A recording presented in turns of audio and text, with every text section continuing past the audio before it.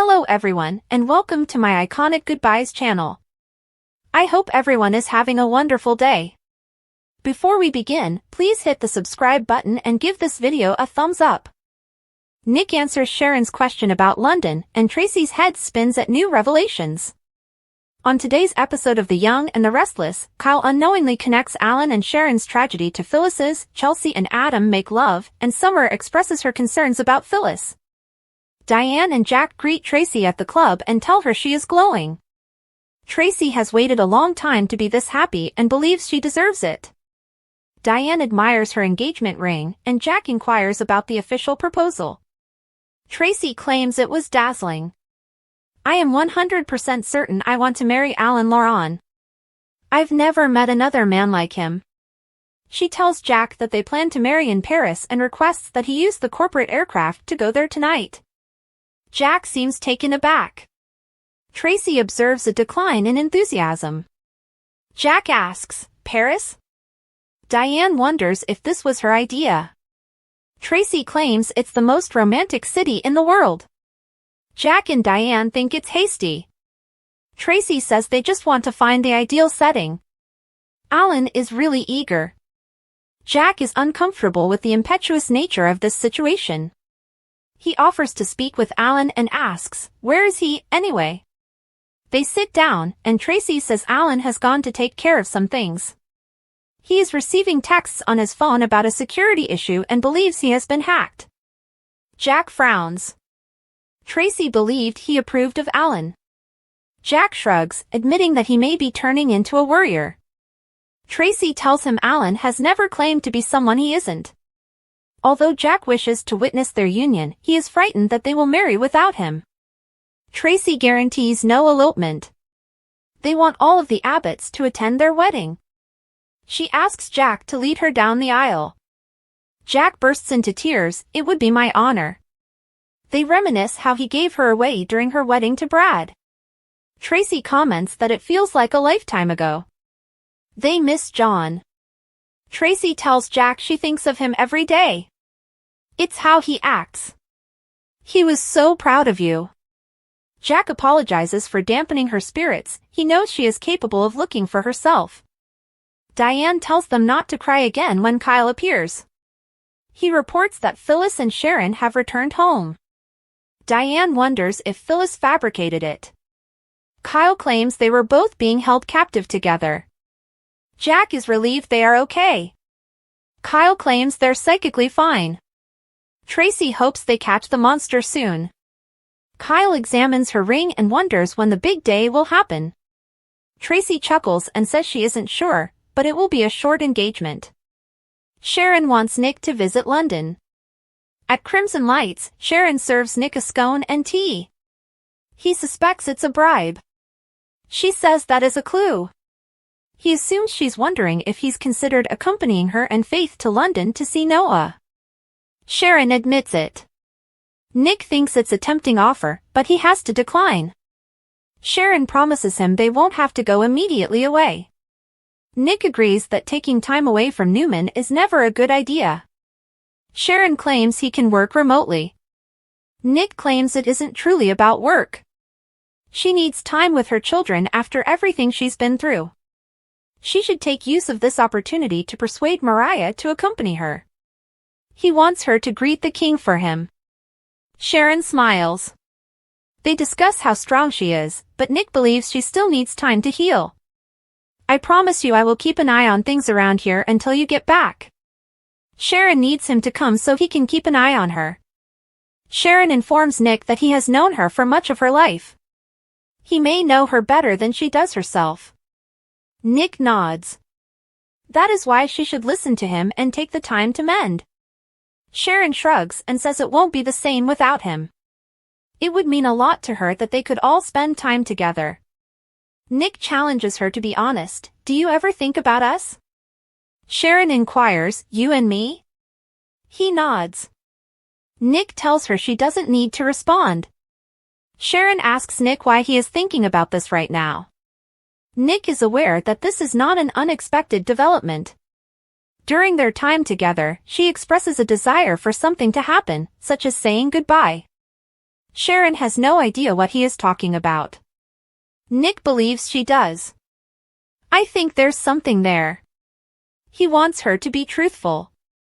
Sharon nods. Have I ever felt lonely? Sure.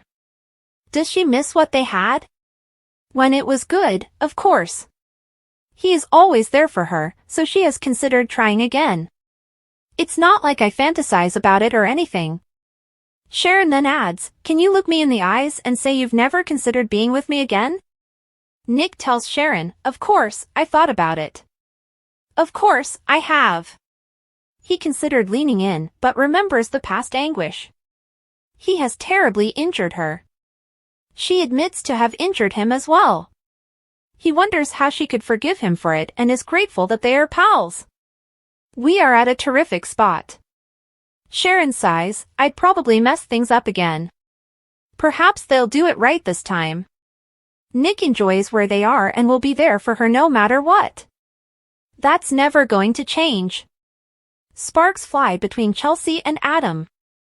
At the old ranch, Adam orders an op-ed on Billy's new company's impending failure. He disconnects and turns to face Chelsea, who adds, this is about payback. He responds that he is not looking for payback. She responds, well, you're going to get it. Adam claims the call was solely about work. She tells him he's off the clock, and he realizes she's planned a romantic meal. It's retribution, as she stated. Adam knew he was in trouble, but he hadn't done anything wrong recently. He discovers that she made something and jokes that he set the bar quite high the other night. Chelsea assures him that it made them closer. She wishes to reciprocate. Sitting, Chelsea tells Adam that it's never too late for another opportunity at love.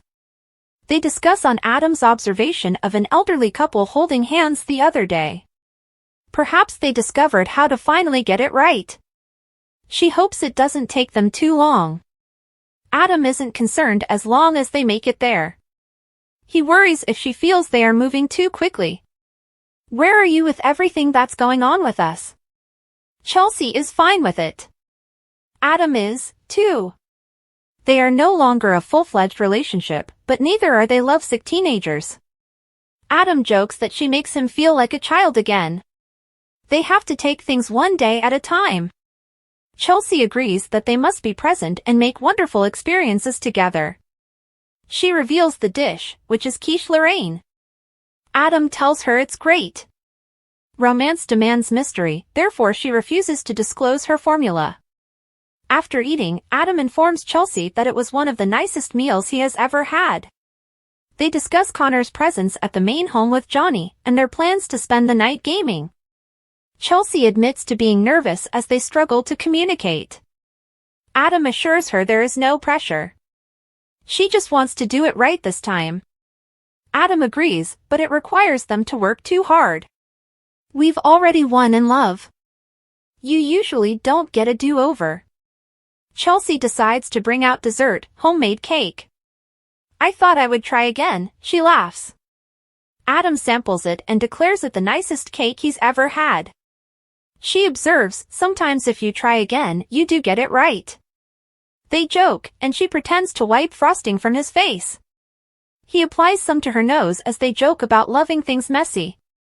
As Adam approaches, they discuss the importance of trusting their intuition and whether Baltimore was a mistake. She doesn't need perfection, just authenticity. They kiss. They soon find themselves in the bedroom, undressing. She tells him she is ready to build some joyful memories, and he places her on the bed, where they make love. They decide to cook breakfast together, but remember they still have the rest of the night. They kiss again. At the club, Kyle asks Traci why Alan believes his phone was hacked. She informs Kyle, Jack, and Diane about the text messages stating, security breach at the clinic. Precautions have been taken. She frowns, they appeared to be alerts. Kyle now frowns. He explains, Summer stated Sharon and Phyllis were being detained at a clinic. Traci inquires, where is this facility? Kyle claims it was abandoned and located outside of town.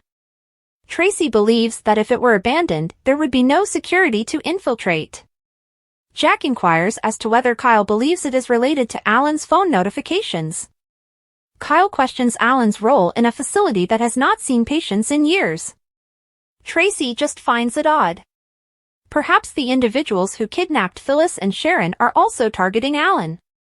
The Abbotts recommend she put it out of her mind and concentrate on her wedding. Diane wonders if they've told Ashley yet. Traci says they will tell her when they arrive in Paris.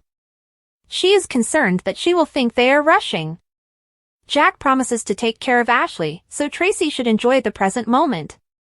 At Crimson Lights, Nick encourages Sharon to visit London. She needs this time with their children. Sharon plans to go, but admits they'll be upset if he doesn't come. Are you certain there is nothing I could say to change your mind? Nick will give it some thought. Summer walks in and tells them she's worried about her mother. Summer believes Sharon's trauma has had a significant impact on her mother, who is exhibiting erratic behavior and losing focus. She's generally really sharp. Sharon explains that she was drugged and may need to see a doctor. Nick agrees to accompany Summer to check on Phyllis. He tells Sharon that he will think about what they discussed and get back to her with his thoughts. Sharon urges him to let her know what she can do for Phyllis. Diane offers to assist Traci with her wedding planning if she needs it. They joke about Jack's worry over the home remodeling. Traci gets a call from Alan and walks away. The other three express how lovely it is to watch her so happy. She comes back and claims her head is spinning again. Alan is in the airport. He bought the last ticket on the last commercial airline out of Paris tonight. Jack and the others are surprised that he's traveling alone. Why not adhere to the original plan and fly together on the jet? Traci reveals that he claimed he needed some time. He is preparing a surprise for her. Jack remarks, "Well, this fellow is just full of surprises, isn't he?" Traci sighs and appears worried. CBS will preempt The Young and the Restless for March Madness basketball, and the show will return with a fresh episode on Monday, March 24th.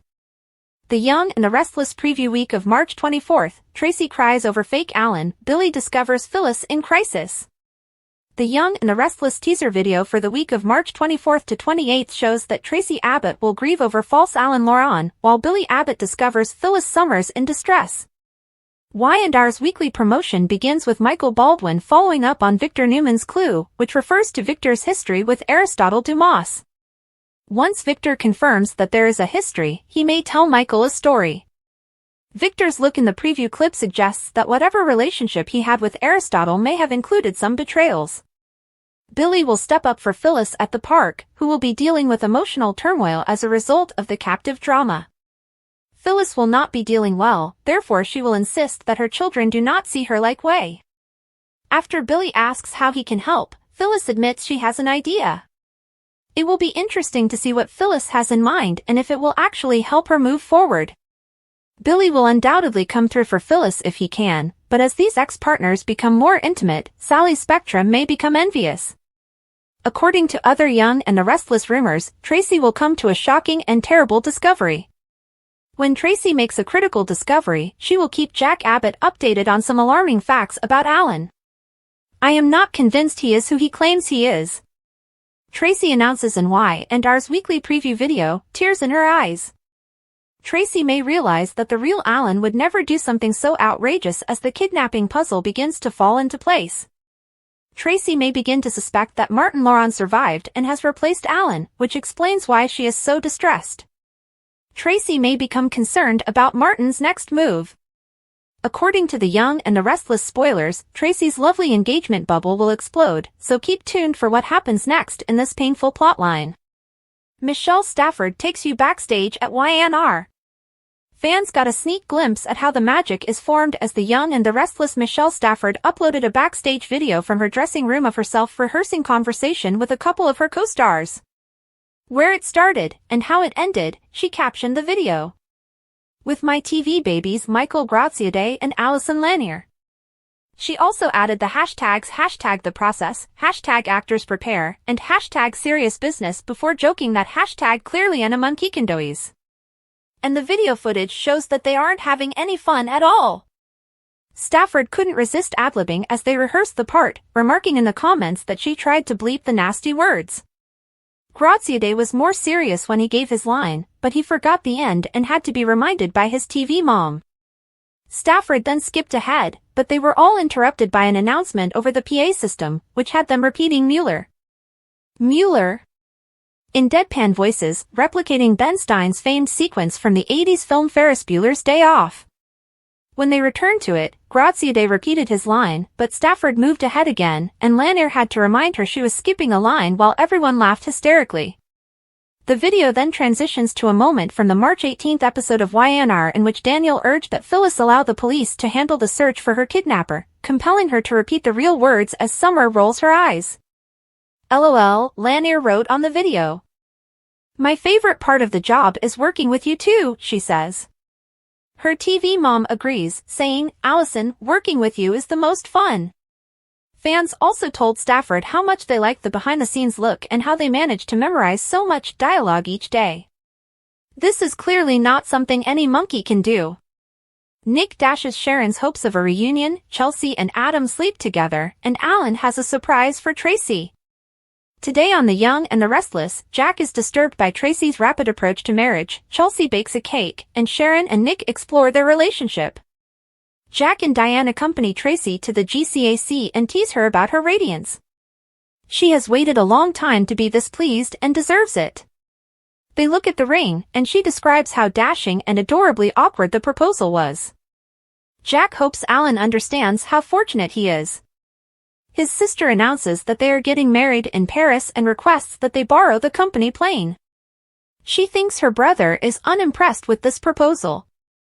Traci tells him how romantic Alan is. He wants to give her the wedding of her dreams. It sounds rushed to Jack. His sister adds that they simply want to look at locations. Jack would like to talk with Alan about this. They get a table and she tells them about Alan's strange communications. It appears that his phone has been hacked. Jack assures his sister that he still feels happy for her. She claims she gave Alan her heart. He has always been himself, which has given her the freedom to be herself. Her brother is worried that they would leave and marry without them. She promises them there will be no elopement. Traci hopes he'll lead her down the aisle. It would be my honor, he says. They recall her several weddings and miss John. Jack wishes he had his father's good looks. Traci assures him that he has followed in his footsteps and is equally proud of him as she is. Jack enjoys seeing her son happy, and Diane hopes he does not start sobbing. Kyle joins them and tells them about Phyllis and Sharon's abduction. They are fine.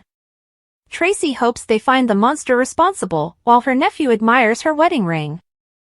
I knew Alan was too smart to let you go, he claims. Traci tells them about Alan's weird clinic alerts. Kyle believes it's a curious coincidence considering Phyllis and Sharon were being held at a clinic. Traci worries if the kidnappers are targeting Alan. They return the conversation to the wedding and Ashley's feelings about it. Jack is confident she will be delighted. Traci gets a call from Alan. When she stands aside to take it, the family expresses how pleased they are to see Traci happy. She returns and informs that Alan has purchased the last ticket to Paris and is traveling alone. He's planning a great surprise for when she arrives. Sharon surprises Nick with scones and Yorkshire tea.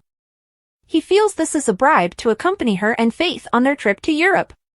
He confesses he is tempted but has to say no.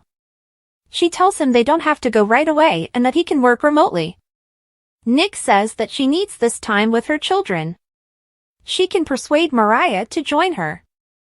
It is time for her to allow the kids to be strong for her after she has been so strong for everyone else.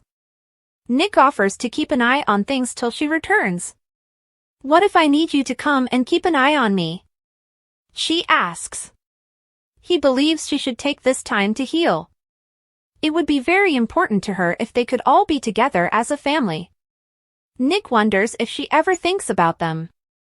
She wonders why he is thinking about this now. He says that when they are together, he can tell she wants something would happen. Nick is just a dude, but he senses something. Sharon admits to being lonely at times, but she is also going through one of the most difficult periods of her life. She misses their happy days, and he has always been there for her. Of course, she considers getting back together. She wonders if he has ever considered being with her again. "Of course I have," he says. But then he recalls their tragic past and how he damaged her. She reminds him of how they forgave one another. He considers himself fortunate to have such close pals and is concerned about jeopardizing it. He enjoys where they are and will always be there for her. Nick reiterates that she needs to go to London to spend time with the children. She's sure they'll be sad that he's not there. Summer steps in and expresses concern about how her mother has been acting. The ordeal appears to have impacted her hard. Phyllis is behaving erratic and disorganized. That is not surprising to Nick. Summer claims she refuses to see a doctor and begs her father to check on her. Nick tells Sharon he will ponder about accompanying her to London before leaving with his daughter. Adam disagrees with his colleagues over running an article on Billy's new startup. Adam is on the phone with Billy, then Chelsea from CBS appears and accuses him of seeking retribution. She takes away his phone, informs him he's off the clock, and switches on music. She's repaying him for the meal he cooked her the other night. It was one of the greatest lunches she'd ever had.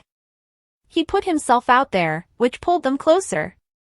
Now she's ready to reciprocate. They settle at a table, and she reflects on how it is never too late for romance. He tells her about an elderly couple he witnessed, and they wonder how long they've been together. She wonders if they'll have to wait until they're 80 to sort everything out. He says it would be worthwhile. Chelsea is quite content with where they are presently. So is he. She still makes him feel like a kid at times. She reveals the quiche she made. He claims it's almost too beautiful to eat and begins filling his face. They understand that Connor has been gaming at the main house all night. As they drink wine, they discuss how difficult things have suddenly become. She admits she is nervous, and he assures her there is no pressure. They both want to get this perfect, but it is making them work too hard. Adam claims they've already won. When it comes to love, you rarely get a second chance.